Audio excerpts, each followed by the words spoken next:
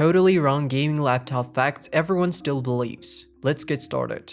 Number 1. Perfect cooling. Just like in the ads. You've probably seen those flashy videos from gaming laptop companies. They love to show off the cooling system. They show air circulating and blowing out from the vents, and of course the air is always blue to make it look like the laptop is cold. The hot air turns red, then magically becomes blue, like these fans are turning heat into winter. Here's the thing, at some point I actually fell for this, because the video are really cool. It's like they're advertising a sports car, and after watching them, I really wanted to buy that laptop. The blue air simulation is so convincing that I started to believe gaming laptops stay genuinely cool. I even started thinking, why would anyone still build a PC when you can get a powerful, tiny, portable machines like this? But then reality hit, and thankfully I didn't have to experience it myself. One of my friends bought a gaming laptop and ended up regretting it, which saved me from doing the same. At first he was impressed, the design was sleek, the display looked amazing, and I feel like he got what he paid for. But then he launched a game, and that's when everything changed. First of all, he noticed you can't really play games unplugged. Discrete GPUs don't work properly on batteries, so without a charger, you're stuck with 20-30 FPS depending on the integrated GPU.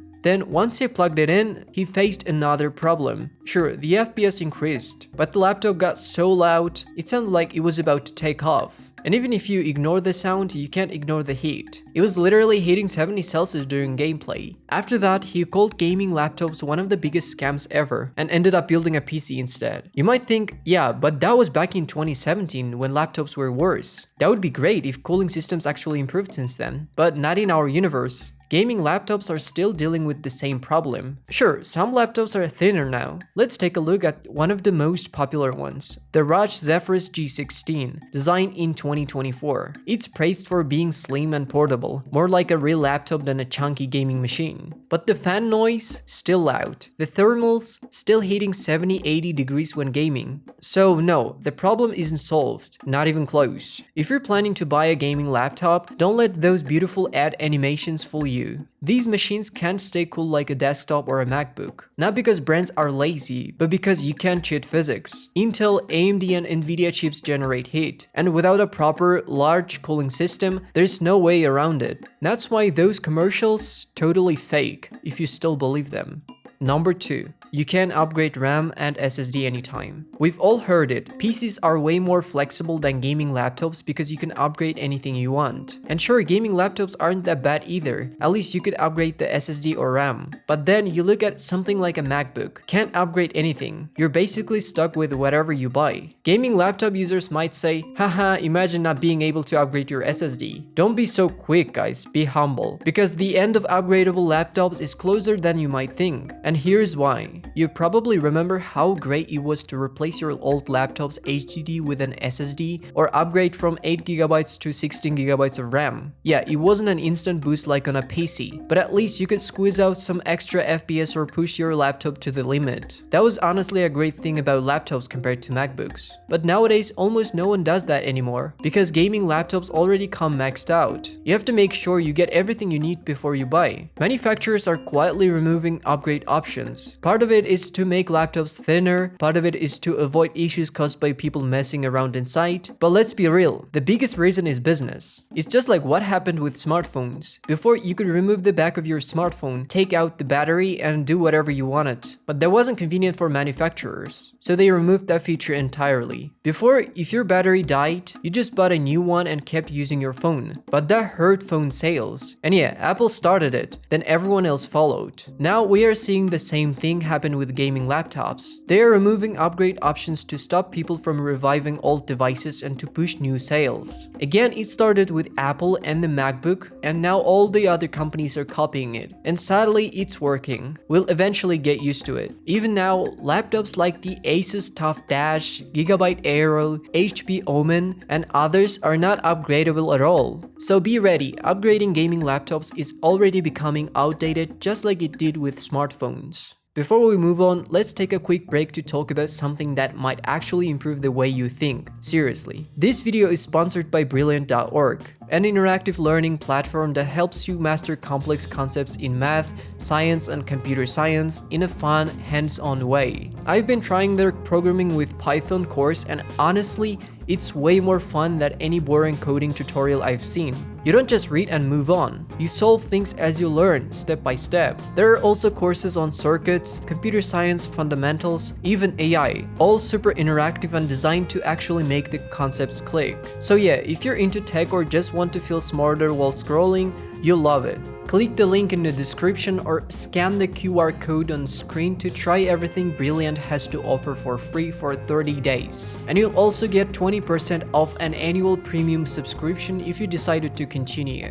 Big thanks to Brilliant for supporting this channel. Now let's get back to it. Number 3. Laptop 4070 equals desktop 4070. Are you serious? You really believe that a laptop's 4070 is the same as a PC's 4070? Bro, you seriously need to start treatment if you think like that. Yeah, that should be kinda obvious, but still most people believe it. I was genuinely shocked when I realized how many people didn't know this. So let me break it down. Why a desktop 4070 and a laptop 4070 are not the same, even though they share the same name. And also why manufacturers keep naming them that way anyway. First, power wattage limitation. For example, a real desktop 4070 runs at something like 200 watt plus, while a laptop 4070 uses 35 watt to 115 watt depending on the manufacturer. They consume different level of power due to difference in VRAM, CUDA cores, lower clock speeds, and so on. Second, chip size. A desktop GPU is physically larger, which makes sense because desktops can feed bigger cooling systems. Laptop GPUs are smaller, downclocked, and thermally limited due to space and cooling restrictions. Third, memory bus and VRAM bandwidth. Laptop 4070s have a 128-bit memory bus, which is narrower than the desktop 192-bit. This affects performance and bandwidth-heavy tasks like high-resolution textures, ray tracing, or large 3D scenes. Honestly, it's kind of wild that they even call it a 4070. Performance-wise, the laptop 4070 is closer to a desktop 3060 Ti. So why not just call it that? But that's not how Nvidia rolls. For them, marketing is everything, and that's why they label it 4070. Some people call it a greedy, others call it a genius move. Whatever you think, it's up to you.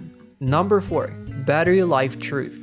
Alright, I'm not gonna waste time stating the obvious. Yeah, battery life on gaming laptops sucks. But let's be honest, since the beginning of laptop manufacturing, this could have improved, right? But no, all that time basically wasted. Battery life on gaming laptops still isn't even close to what I'd call comfortable. Now, don't get me wrong, I'm not glazing or anything, but just look at MacBooks. Their battery life is insane, like 18 hours on a single charge, and even at 1% it doesn't slow down. That kind of stability is still a dream for gaming laptops. Even newer models like the Asus ROG Zephyrus G14 can last about 10 hours. And that's just while doing simple stuff like watching YouTube or staring at the desktop. But as soon as you launch a game, the battery is cooked. It might survive 4 to 5 hours max, and that's only using integrated graphics. And if we compare that to editing performance, MacBooks still last a lot longer. Meanwhile, a gaming laptop will usually die after about 4 hours, which just isn't enough. And that's in 2025, not 2017. They're also completely useless without a power outlet nearby, which makes everything worse. And honestly, I get why battery life is still this bad. The simple answer is, they just can't do better. All GPUs and CPUs from Nvidia, AMD, and Intel drain a ton of energy, and they also generate a lot of heat. That's why they need fans, unlike ARM-based chips that can run fanless. So if we consider all this, it's clear why battery life in gaming laptops hasn't improved.